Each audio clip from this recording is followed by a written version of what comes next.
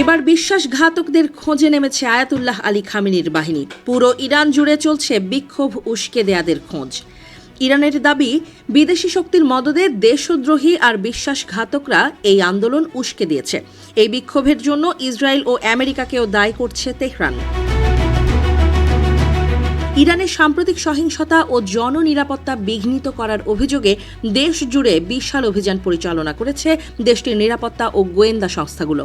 3টি ভিন্ন প্রদেশে চালানো এই অভিযানে 470 জনেরও বেশি ব্যক্তিকে গ্রেপ্তার করা হয়েছে, যাদের বিরুদ্ধে বিদেশি গোয়েন্দা সংস্থার সাথে সম্পৃক্ততা এবং নাশকতামূলক কর্মকাণ্ডের অভিযোগ রয়েছে।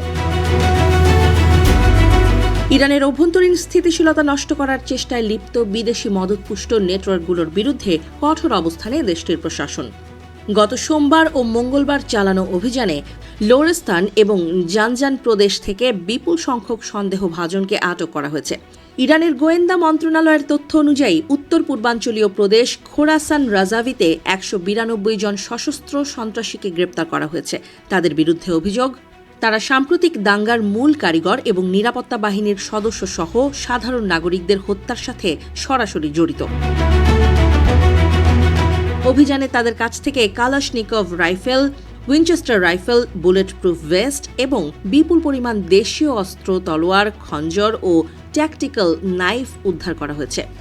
গোয়েন্দা কর্মকর্তাদের দাবি, এই চক্রটি মসজিদ, বাস এবং সরকারি স্থাপনায় অগ্নিসংযোগের মতো নাশকতামূলক কাজে লিপ্ত ছিল।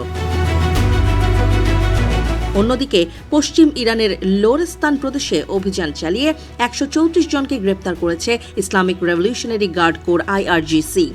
IRGC এর দেয়া বিবৃতিতে বলা হয়েছে, আটকরা মার্কিন ও ইসরায়েলি নেটওয়ার্কের মদদে কাজ করছিল। তাদের কর্মকাণ্ডকে জঙ্গি গোষ্ঠীর বর্বরতার সাথে তুলনা করা হয়েছে। দোকানপাট, ব্যাংক এবং ব্যক্তিগত গাড়ি ভাঙচুর ও অগ্নিসংযোগের মাধ্যমে তারা জনমনে আতঙ্ক সৃষ্টি করেছিল বলে জানানো হয়। একই সময়ে উত্তর পূর্বাঞ্চলীয় জানজান প্রদেশে পুলিশের অভিযানে আরও 150 জন দাঙ্গাবাজকে আটক করা হয়েছে। তারা শহরের গুরুত্বপূর্ণ মোড়গুলোতে যানবাহনে আগুন দেয়া এবং সরকারি সম্পদ বিনষ্টের দায়ে অভিযুক্ত।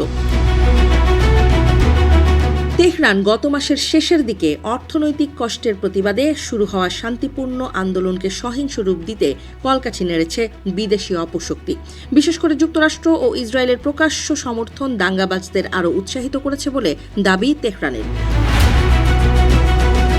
গোয়েন্দা মন্ত্রণালয়ের পৃথক একটি বিবৃতিতে জানানো হয়েছে, সাধারণ নাগরিকদের দেয়া তথ্যের ভিত্তিতে আরও 300 জন মূল হোতাকে শনাক্ত ও গ্রেপ্তার করা হয়েছে। অভিযোগ, তারা সামরিক স্থাপনায় অনুপ্রবেশের চেষ্টা এবং সাধারণ মানুষের রক্ত ঝরানোর মতো জঘন্য অপরাধে লিপ্ত ছিল। ইরানি কর্তৃপক্ষ স্পষ্টভাবে জানিয়ে দিয়েছে, জনগণের জানমালের নিরাপত্তা রক্ষায় কোনো আপোষ করা হবে না।